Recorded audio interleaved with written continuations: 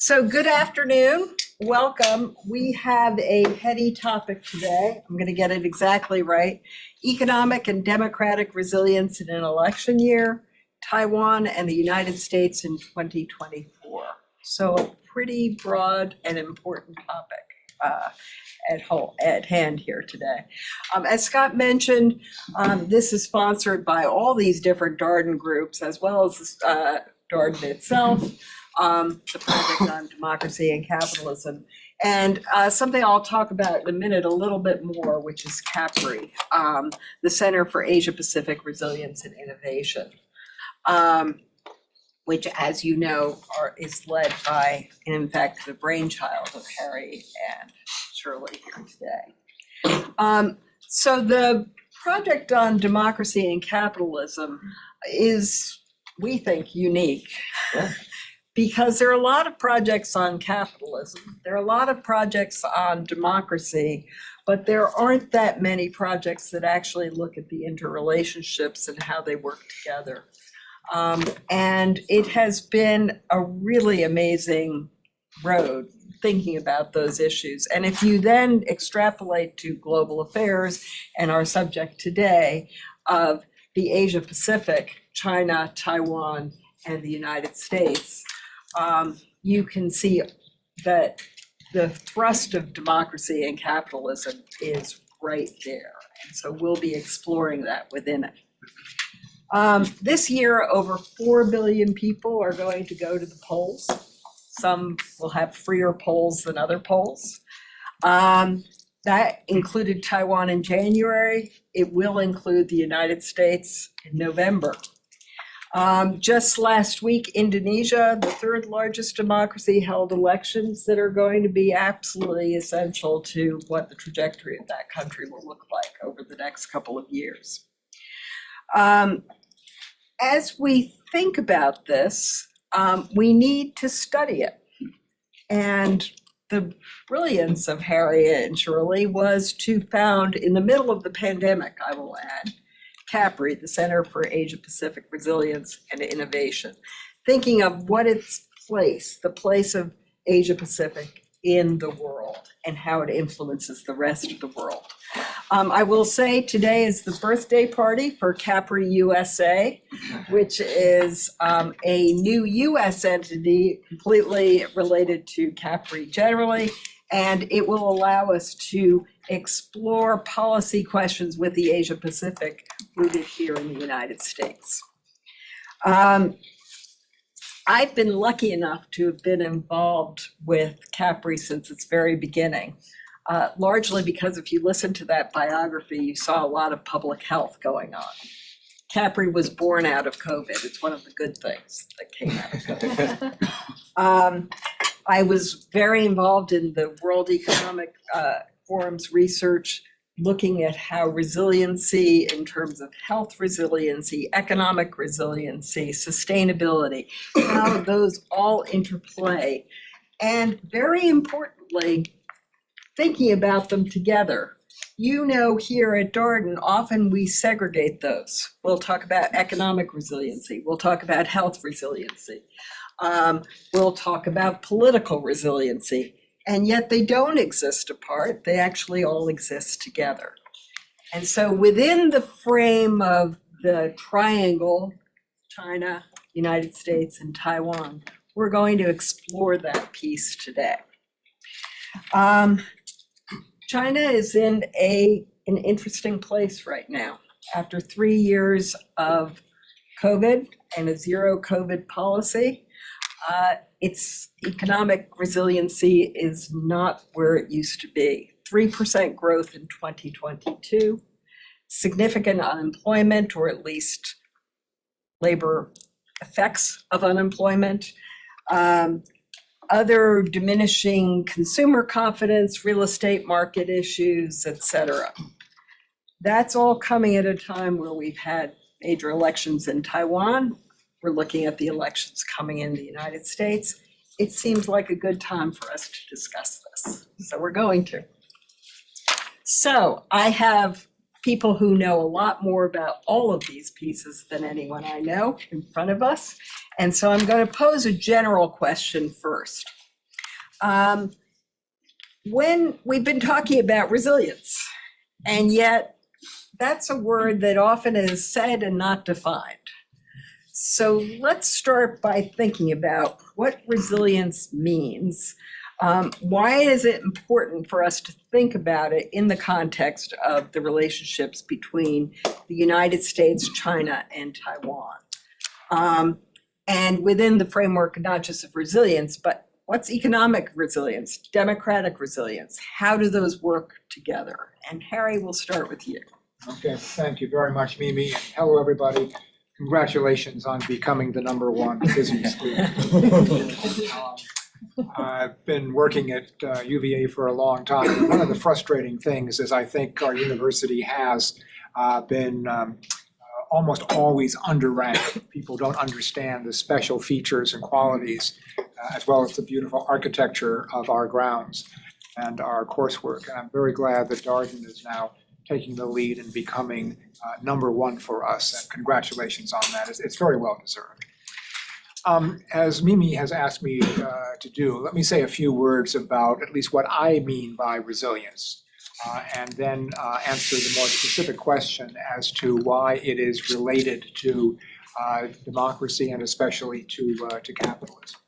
And I'll try to be brief. Shirley will make sure that I am. I think that by resilience, we simply mean the ability to respond to shock, to crisis, to change, because all of those things can be very, very difficult to manage. We can speak of resilience at many different levels in a society. We can talk about resilience, and increasingly we are now, talk about it at the individual level. What we see is that these shocks and crises, I'll mention more about what I mean by them in a minute, are causing a lot of mental health problems. People are finding it difficult psychologically and personally to respond to a variety of issues. Sometimes it's the outcome of elections, sometimes it's a health crisis. There are many things that I'll mention in a moment that can cause a shock and cause a crisis. But we can begin with the individual. How resilient are people in a society at an individual level to shocks, to threats, maybe simply to disappointments and failures? There's also resilience at the societal level. And above all, for our purposes today, we can say that there is the resilience of economic capitalist systems or states' capitalist systems, whatever economic system a society has. How resilient is that? And how resilient is a political system, especially a democratic system? The reason this is important is that what we're finding now increasingly is that democracy and capitalism have to work successfully for their members, for their stakeholders. We often talk only in kind of definitional and procedural terms about both democracy and capitalism.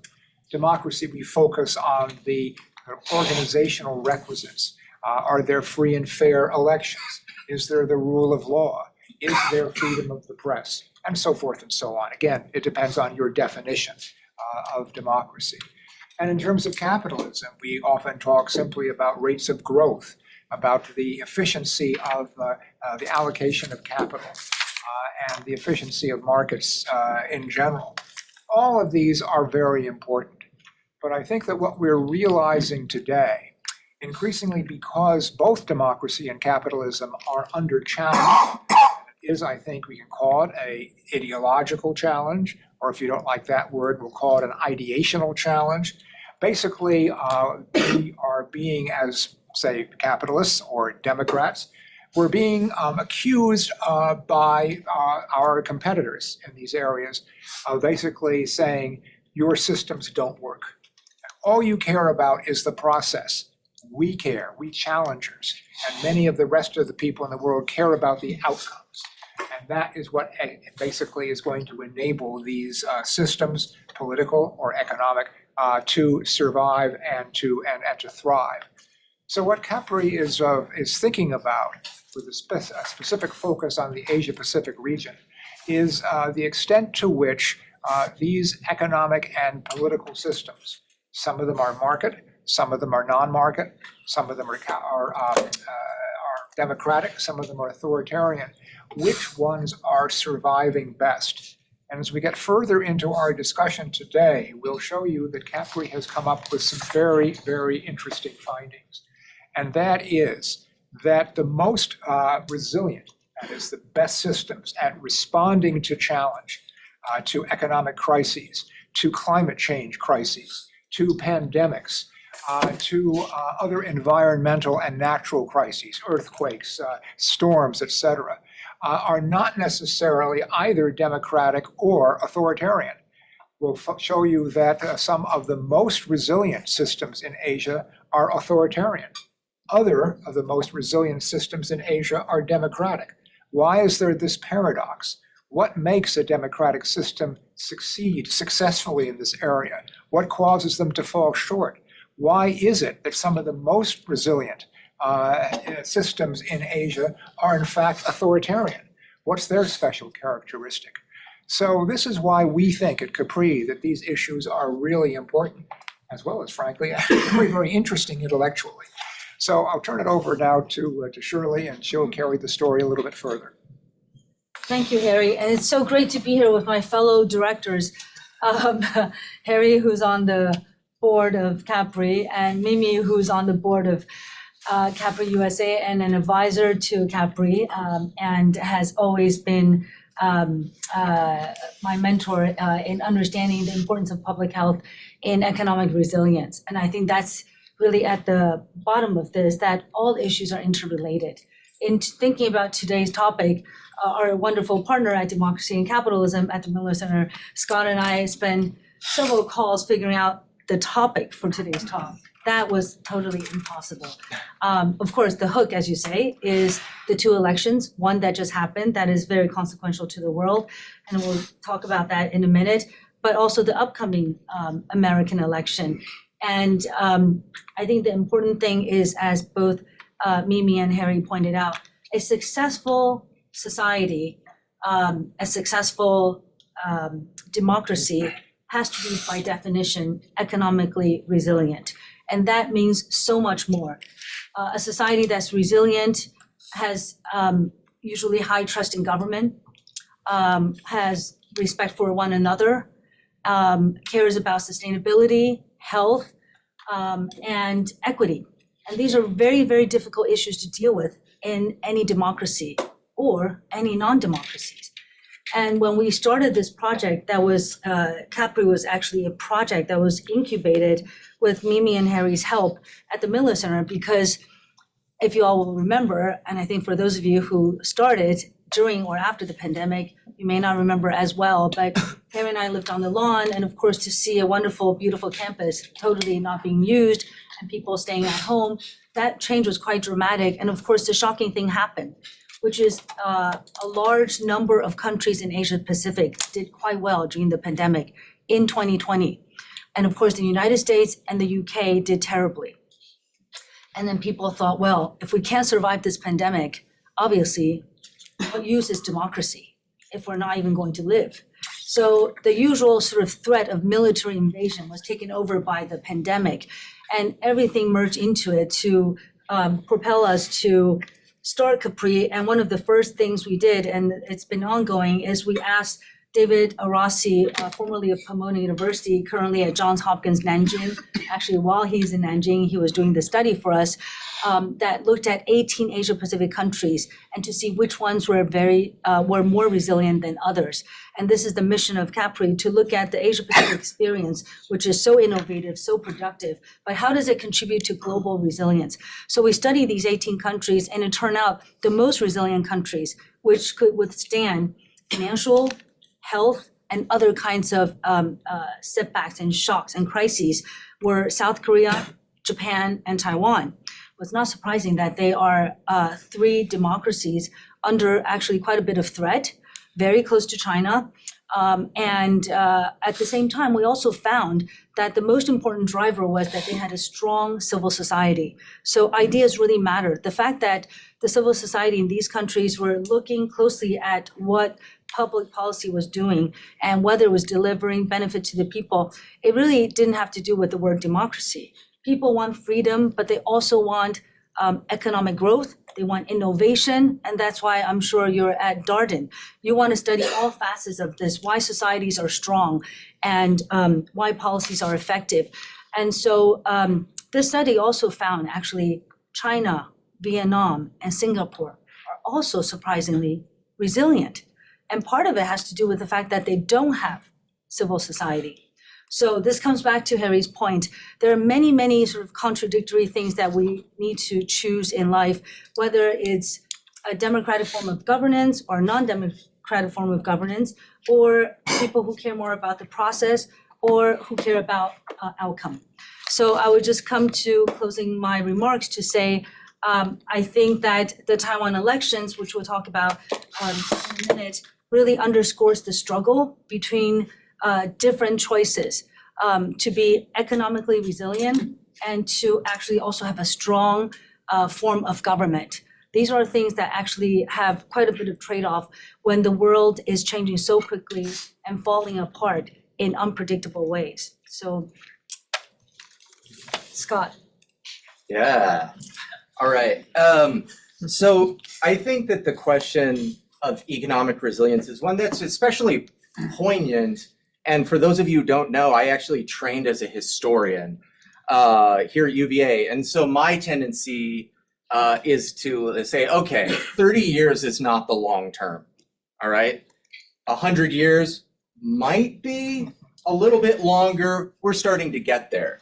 And so the question that I think really matters in this type of situation is what type of institutional structure, democracy, republic, authoritarian, whatever, is able to inculcate and build institutions that allow these types of flourishing to actually function, right?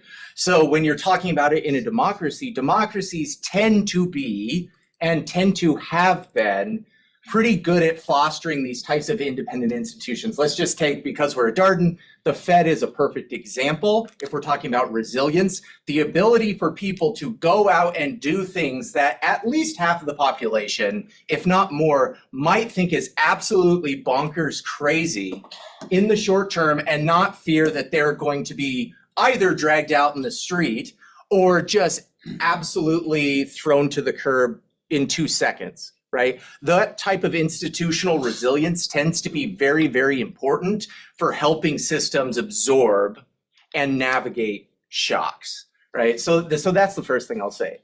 The second thing that I think is especially important in this sphere is looking at how democratic, or we could call it small r, Republican institutions go to protecting the types of things that help civil society flourish, like Shirley was saying. This is something that I think is absolutely vital, and it's something that we just, at Darden, they will all tell you, I adore this place, but it's something that I don't think we talk about as much as we can, because we tend to look at, okay, what is the institutional system? How deep is the capital structure? But in the end, if you have a very thin kind of level of social cohesion, those things can break very quickly and very easily, right? And so there is this kind of multiple layers of political, obviously, but also societal institutions that allow things to bend but not break. And I would argue that democracies have been pretty good at this over time. If you look at this over time, and we're not just looking at the next quarter, right? We're looking at it over the entire event horizon of the investment, if you will, that democracies are pretty darn good at that. That remains to be open, and this is the last thing I'll say here. I was talking with my wife about this. I think it's important to acknowledge in democracies that humans have been governing or being governed for about 100,000 years. Ish, since we came out of caves, give or take a couple millennia, whatever.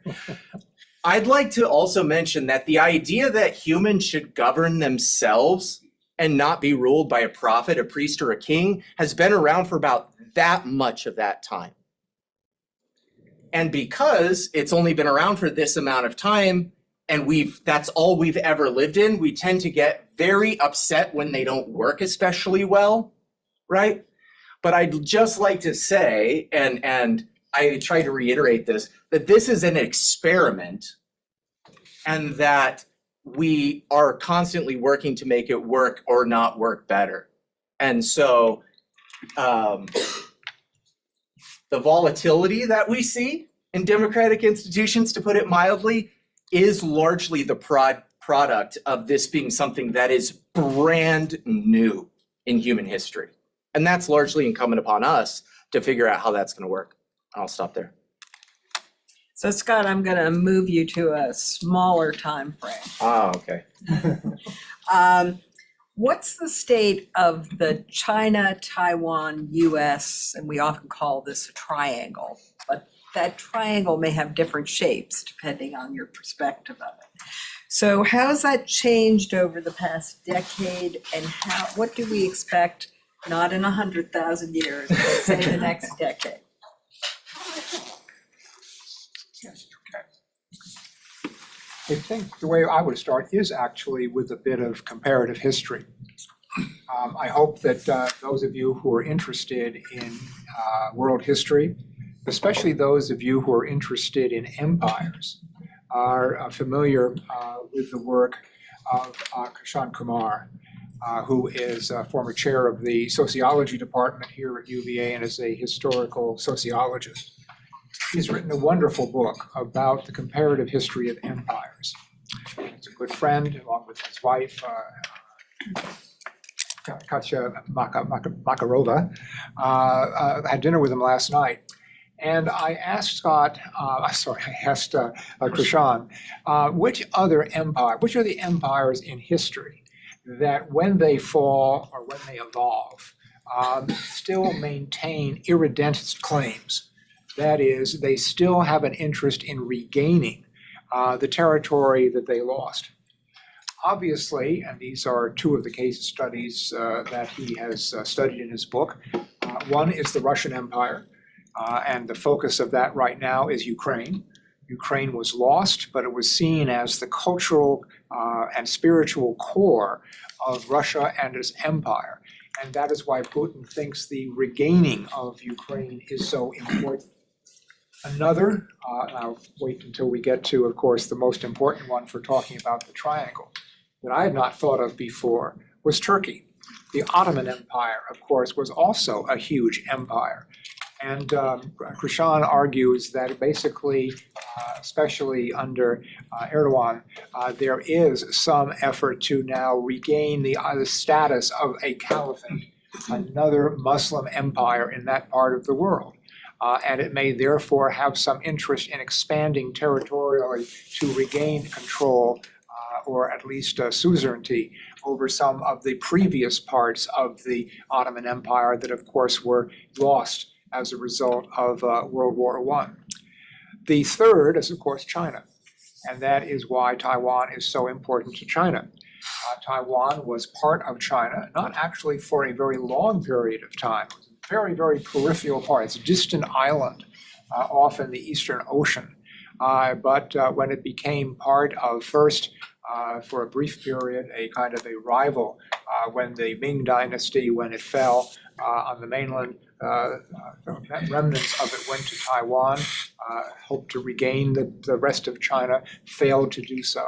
Then it became part of the Manchu Dynasty or the Qing Empire. Then it became part of the Republic of China. And when the Republic of China, also like the Ming before it, lost. Okay, probably the Japanese Empire, let's surely say. Like the Ming Dynasty, of course, the Republican dynasty, the KMT, the Kuomintang, which was the governing party of that republic, moved to Taiwan to establish what was then called a provisional government. Then the People's Republic of China also saw this as lost territory that needed to be regained. In all of these cases, the successor state to the earlier empire believes that restoring the glory of and the legitimacy of its rule and of the cultural civilization that it represents requires the regaining of this irredentist claim, the regaining of the lost territory.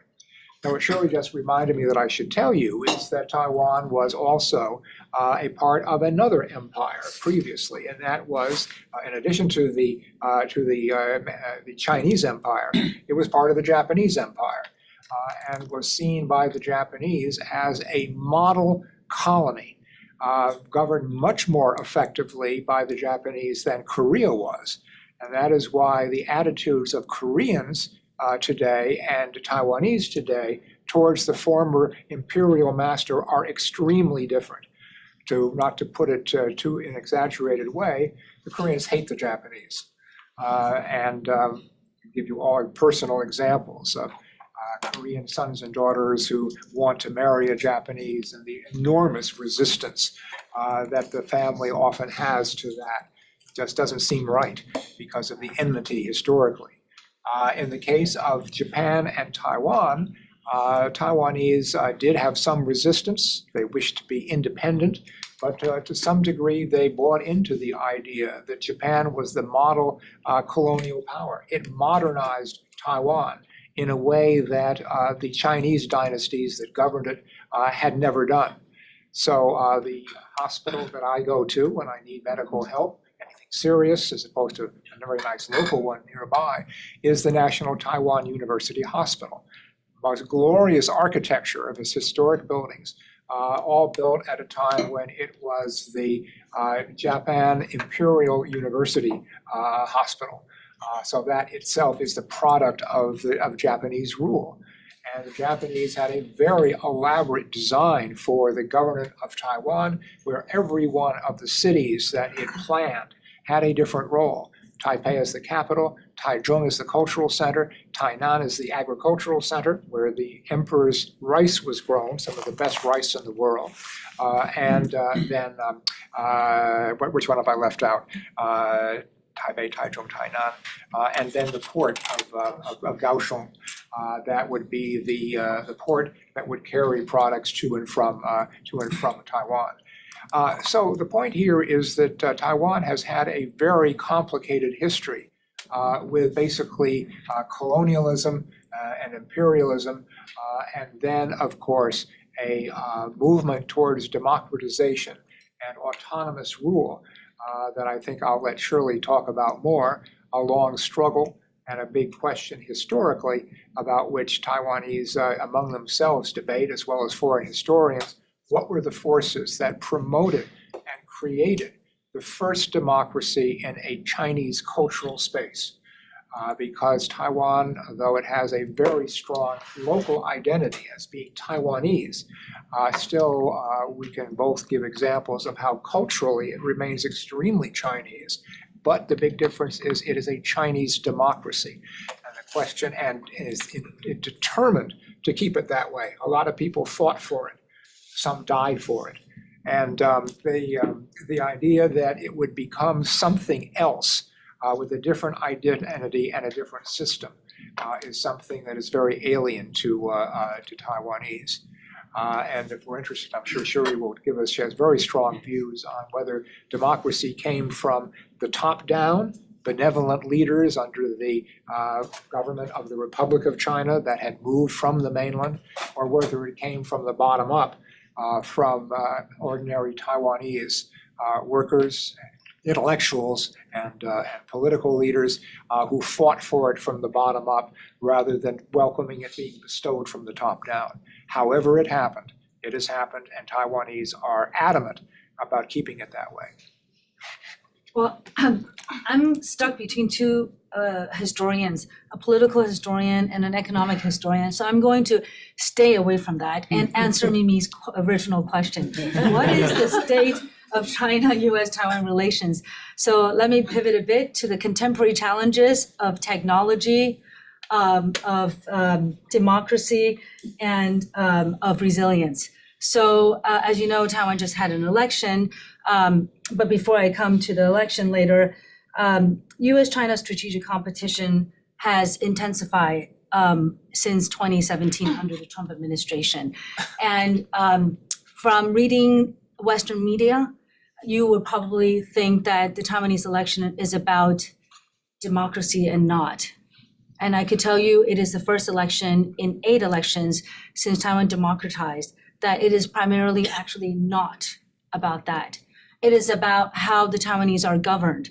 And so to pull back a bit from Harry's very, very comprehensive 400-year review of the history, which a lot of it is quite controversial depending on whom you ask, I think what's really important is what is happening on the island today in terms of its choice, its form of government, and what young people your age are thinking, which completely determined the election in 2016, 2020, and even more so in 2024. This generation cares a lot about issues that go beyond what you would headline as black and white.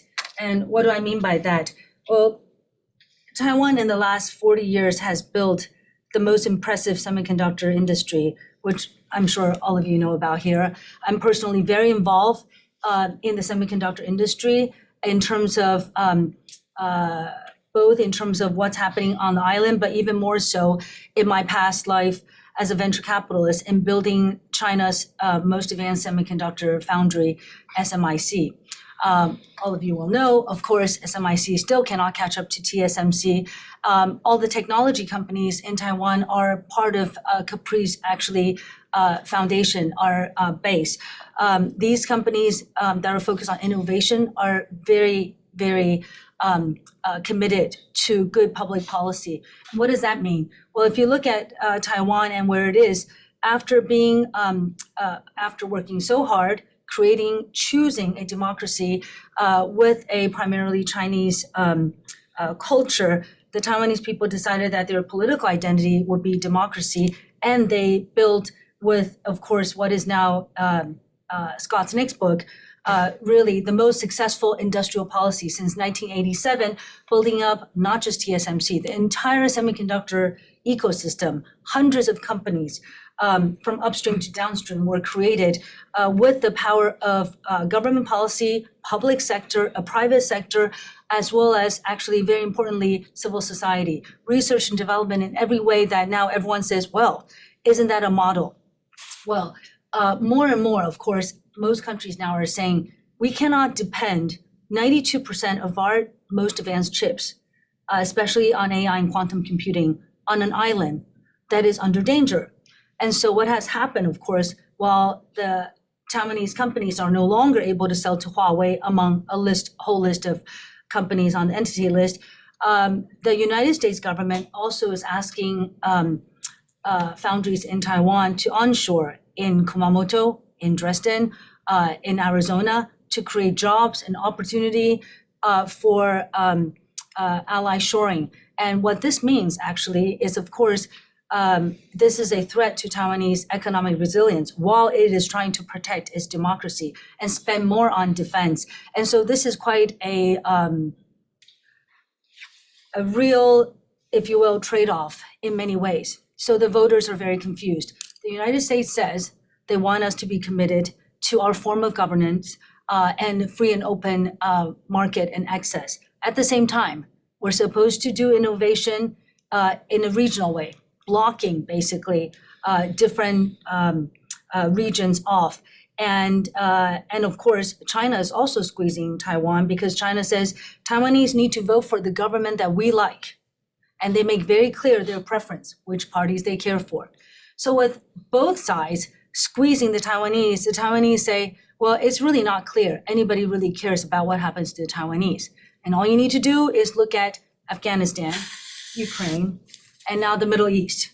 There's no good that comes out of the geopolitical race. There's no clear winner. And this is one thing I want to make sure I say today here, because as I said, if you read mainstream media, you wouldn't get the sense of what is happening. And you think that choosing one presidential candidate in Taiwan versus another means they're pro-US or pro-China.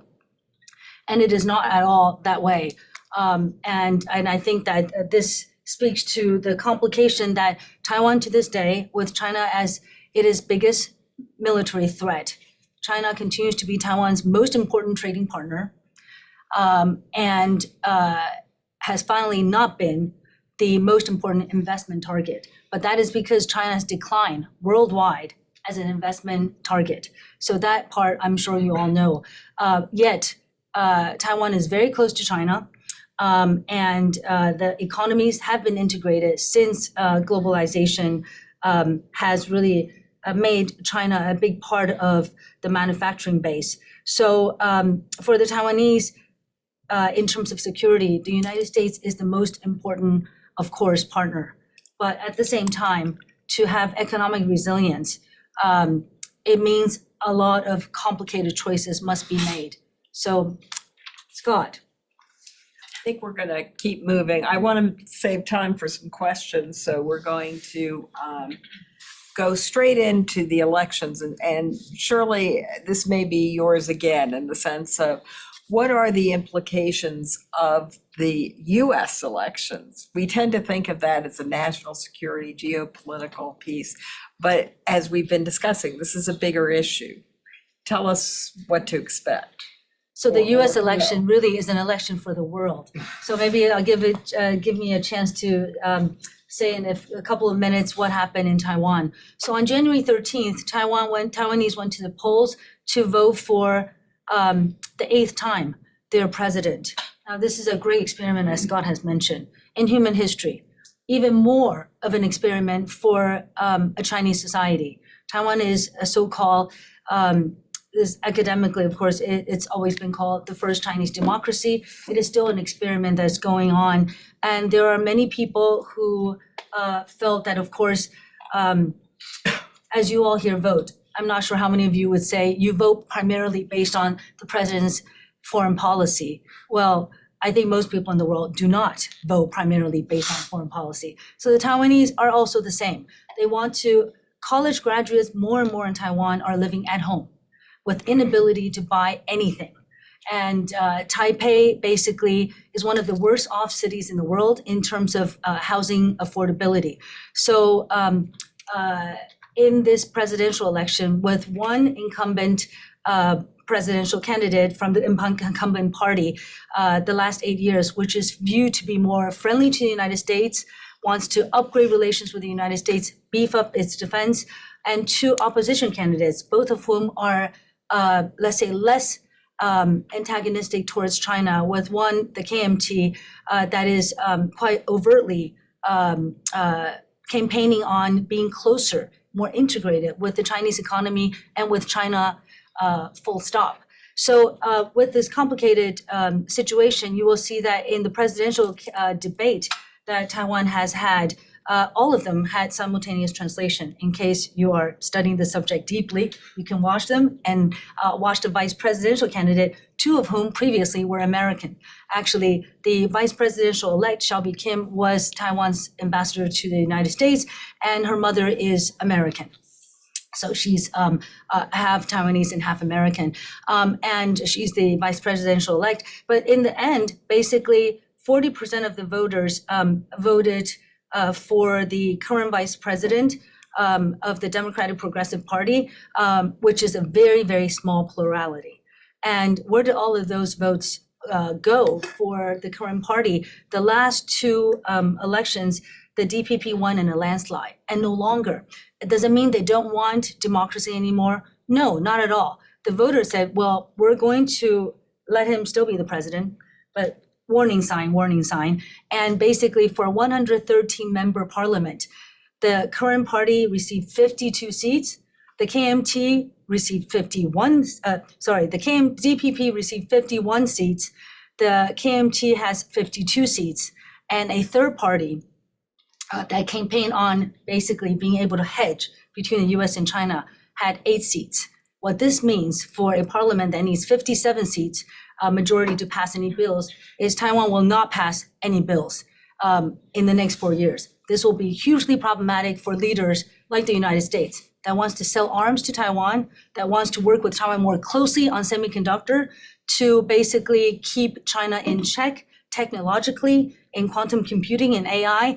And so in a way, the Taiwanese people have spoken. And the most obvious actually group that spoke was voters under 35. They overwhelmingly voted for the third party that had no chance of winning the presidency. But they received so many votes in the parliament. What does that really tell you? People probably would say that both the China and the United States seem unreliable.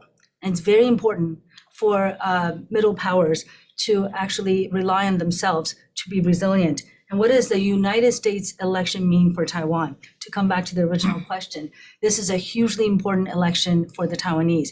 Under the Trump administration, all sorts of export control and tariffs were instituted that affected China, but Taiwan was collateral damage. So despite what many people would say here, we stand with Taiwan, we're committed to this, committed to that. A group of writers and myself wrote for Strategic Asia 2023 under the National Bureau of Asian Research Partnership, put together this volume that talks about Southeast Asia, Taiwan, South Korea, and Japan. And all of us wrote independently, came together, put together this volume, and all of us basically said the same thing, that all these Asian Pacific countries want to hedge and find the United States unreliable and China extremely threatening. And I think this is a chance for the US to really step up in leadership and show the world that they're committed.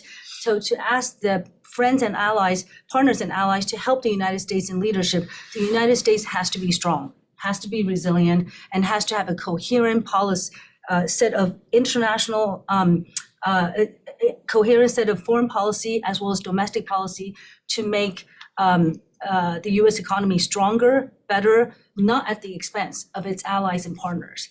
And only in that way can values and interests merge and bring it forward. So I'll just say the last point is on Taiwan, there's no better poster child of a place that is innovative, economically resilient, and wants to be committed to democracy. But what the United States is going to do this November in terms of the choice of leader will completely change the world. As the Taiwanese are showing, they're putting the government on check and saying, we can't just trust the United States and we can't trust China. So let's see what happens next. So let's make it worse for the last question and then we'll open it up. Take all those factors that Shirley's just mentioned and add in China, which is in a far more economically precarious place than it has been in since really its resurgence. So how is that piece of this dynamic triangle going to affect our situation? And again, we tend to think of this geopolitically, but that's only a part of the story. How do we think about it as an economic story? How's that going to affect the rest of the world? Let me start on that. I think that, as I said earlier, to the current leadership on the Chinese mainland, Xi Jinping in particular, the return of Taiwan to what they used to call the embrace of the motherland, the reintegration of Taiwan with China proper, is a very important national and personal priority. Is there a timetable for it? People have tried to estimate what that might be in terms of either looking at when the military between China, the United States, and Taiwan might be so confidently in the favor of China that it would be a good time to attack and try to solve it by force. Others argue it's more a question of whether there's an anniversary that needs to be marked. For example, 1949 was the founding of the People's Republic, so maybe 2049 would be the appropriate anniversary for the return of China to the People's Republic. Others would say it would be, Taiwan, to the People's Republic.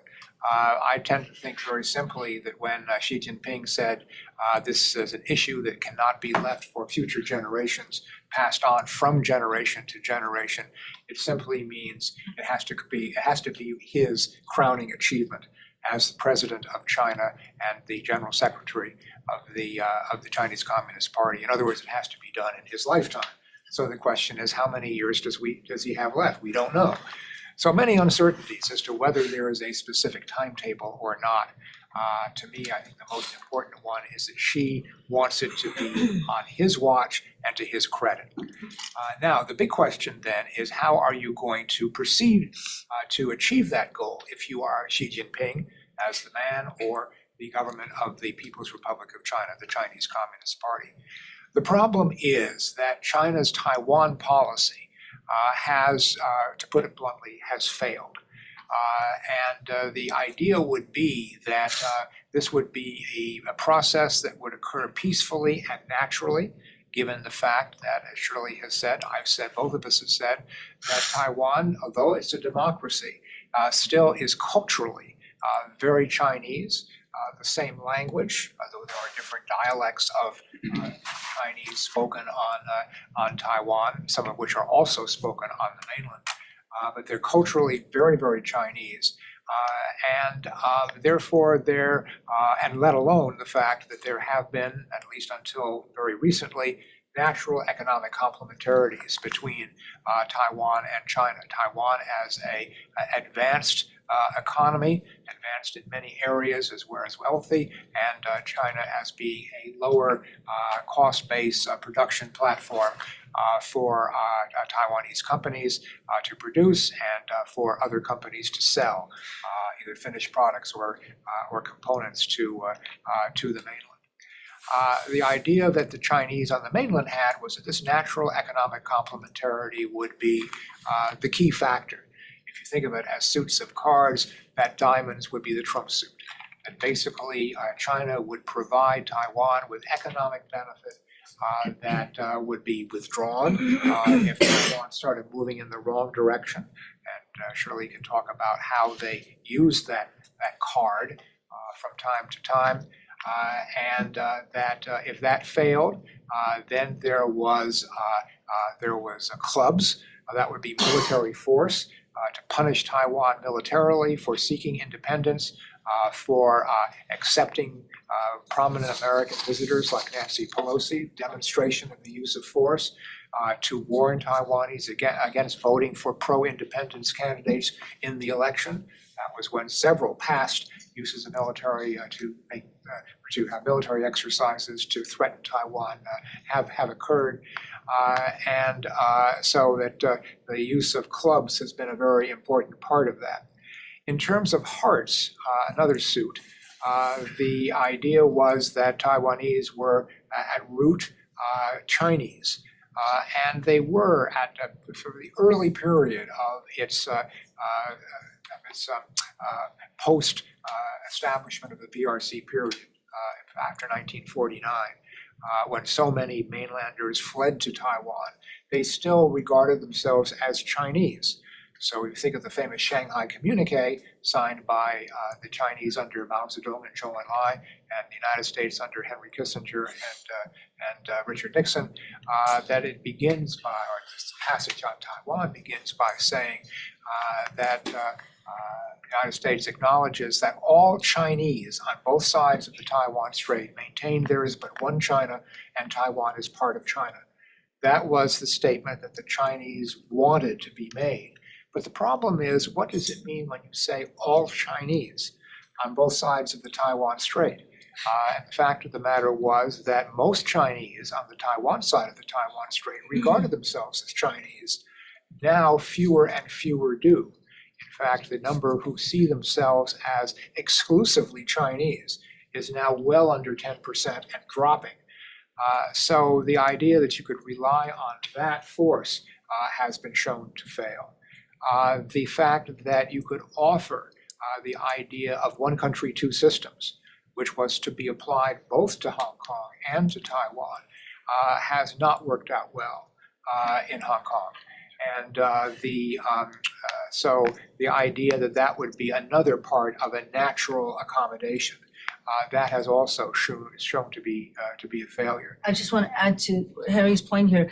The sort of the soft power part, as Harry was saying, might have been a failure, but the hard power part is very important. The economy was very strong, the Chinese economy. So Taiwanese, of course, naturally connected, as the United States, as did Europe, with China to improve its resilience all around. But of course, over the last few weeks, all of you have seen the last few years, the last few weeks, the shocking failure of COVID-19 policy in China. That's the first thing, basically, as we were saying from the beginning, health, the economy, they're all connected. And in addition to falling growth rate, domestic consumption has really not picked up. The real estate market has basically by design is combusting. Where is Xi Jinping going from here? Well, part of the whole big sort of success of the China story had demographic dividend, inflow of foreign capital, all of that is changing, as you know. Low fertility rate, which plagues all of East Asia and China before it even got rich. It's a rich country's problem to have population decline, but China is experiencing that.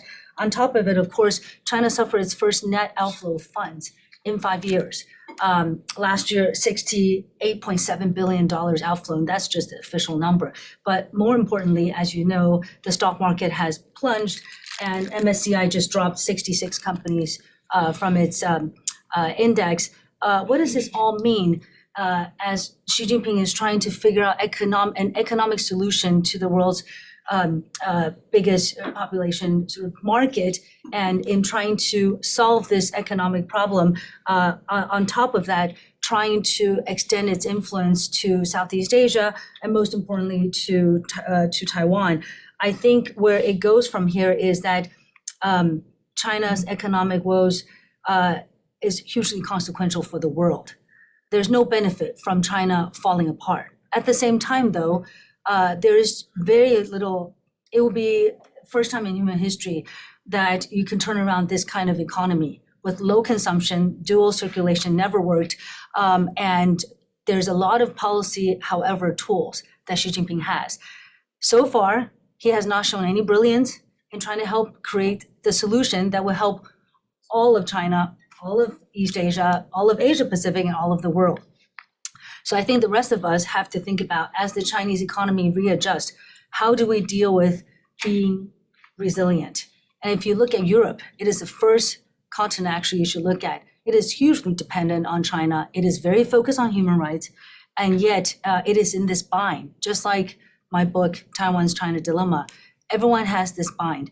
You want to sell your cars to China, as it continues to urbanize, even if the Chinese economy actually plunges, the urbanization process is still ongoing. There's still more conversion to people who can buy EV in China than most other places, and China's exporting its cars as consumption plunges. So I think it's really important to look at Chinese using the economy as a solution to many other countries' problem. So for Taiwan, for the last 30 years, in most presidential election, one of the campaigners would say, China is the solution to all our economic problems. Well, one candidate would say China is the problem to all our economic problems. And both are right, of course, if you think about it. It's just that how do you shape China's economic power to fit your country's agenda, to find solutions to your young people, to find solutions to your housing problems. And I just want to say on that note, I didn't talk about the elections very much for Taiwan, but if you're interested, I gave a very comprehensive set of remarks for the Council on Foreign Relations last Monday. And just this morning, they posted it. So you can find it on our website, caprifoundation.org, or on Council on Foreign Relations website. So the China dilemma is ongoing. Yeah, the one thing I'll say, and I do apologize that we don't have a lot of time for questions, but please, if you do afterwards, come talk to us afterwards. We will be here as long as you like. For those of you, I see numerous students in the class. I teach a class here on financial crises and economic crises more broadly. And the one thing I say, and I have said about China for students who've asked me for many years, like, what do you think about the growth of China? What's the impact of that going to be? I say it matters of how they negotiate their first crisis, because inevitably it's going to come. History tells us this, that it will come. The question is when. And as we're talking about resilience, the question remains, like, how are you able to weather that? Do you have the institutions? Do you have the personnel? And do you have the structures in place to be able to weather that kind of crisis when it does arise? And that is the crux that we don't know, because if it does arise, and there are some storm clouds on the horizon, as many of you have seen, that what are the broader effects going to be, specifically for the global economy, not just for China, not just for Taiwan? And I would just add to what Scott is saying, in 2008 and 9, China was the big fixer after the global financial crisis. China really arrived on the world stage as actually a problem solver in many ways for many countries that had liquidity issues, that had economic issues. Of course, during the pandemic, many people attribute our problem, the entire COVID-19 situation to China. So is China really a solution or a problem? And I think this has to do with our capacity here in the United States, all around Asia Pacific, your own capacity to govern better and then to deal with China on terms that are acceptable to people here and to the rest of the world. I'm going to add one more because we still haven't spoken to the question about, is war coming to the Taiwan Strait? Was there a question? Well, I think Scott, I think both of Scott and you raised that question. That's whatever on everybody's mind. As these other policy instruments have failed to promote movement towards a mutually agreeable negotiation leading to a mutually agreeable formula for the unification of Taiwan and the mainland. Of course, basically, that is what leaves the mainland basically with the military option. And let me simply make 2 points on that. One is encouraging and the other is not so encouraging. The encouraging one, which you actually do read a lot about now, is that a full amphibious attack and then occupation of Taiwan by the Chinese army would be a fiendishly difficult operation. First of all, it is something that while they've done training exercises, this is a battle that the Chinese army has never, ever fought. It has never done a massive invasion, amphibious invasion of another country, and that many military specialists say is the most difficult military operation you can imagine. Even without the additional factor is that the Taiwanese geography, its topography, is very inhospitable to an amphibious attack. There are very few beaches on which an invading force can land. There are then mountains that you would have to get across. Many of these have tunnels, which would presumably be blown up immediately by the defenders. This would be a hugely expensive operation, and that is without even asking whether the United States would come to help. And the depressing point is? Pardon me? And where's the depressing point here? Well, the depressing point, that's reassuring.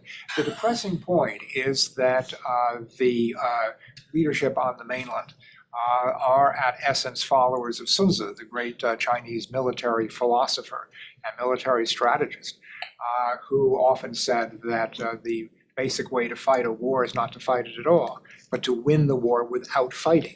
Now, how do you do that? It's basically by various forms of coercion, subversion, and weakening of the will to resist. And that is what people who live on Taiwan are increasingly worried about. Simply becoming, to go back to my deck of cards, the spades are the trump cards. Spades as in that classic statement by Nikita Khrushchev, "We will bury you. We will be at your funeral and we will be shoveling the dirt into your tomb because we out-survive you." And there is something inevitable about that.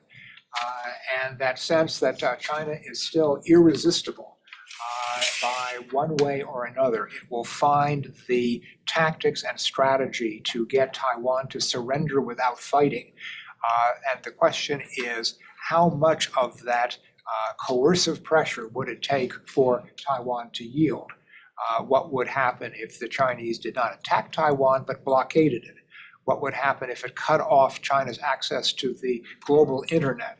What would happen if it bombarded Taiwan, not with rockets and artillery, but with various cases of fake news, of artificial video, fake videos, so to weaken the will of the Taiwanese, to try to penetrate the United States, to weaken the American will to resist, pointing to the fact that the United States might resist for a time, as has helped Ukraine, but eventually it would say, this is not worth it. We're not going to win. The Taiwanese are not going to win.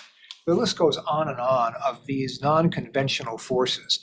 And I think that this is the challenge for people who think about military strategy. This is going to be, if it comes to it, a war like no other in human history. It's going to be based far more on non-military forces and factors rather than on pure military. And each time I see another analysis that goes through these issues of how difficult it would be to attack Taiwan, it's always the same strategy of where do you invade, which beaches do you land on. That's not the issue. The issue is, will the Chinese be able to conduct a kind of a non-conventional hybrid war that has never been fought before? And will the Taiwanese and the Americans be resilient enough to deal with it? And on that happy note. One quick note, Keith, you wanna? Yeah, just as we close, we'd just like to encourage everybody to sign up for the Emerging Markets Conference if you enjoyed the discussion, on this part of the emerging markets in China and East Asia. We're gonna be focusing on a lot of different areas. It's not just for, international students, domestic students are helping organize, and we'd like to have as many domestic and international students sign up. So we've got some information on the back door. We got the link to the ticket QR code. So on your way out, if you want to, scan that and learn a little bit more. So if we can get another round of applause for our guests.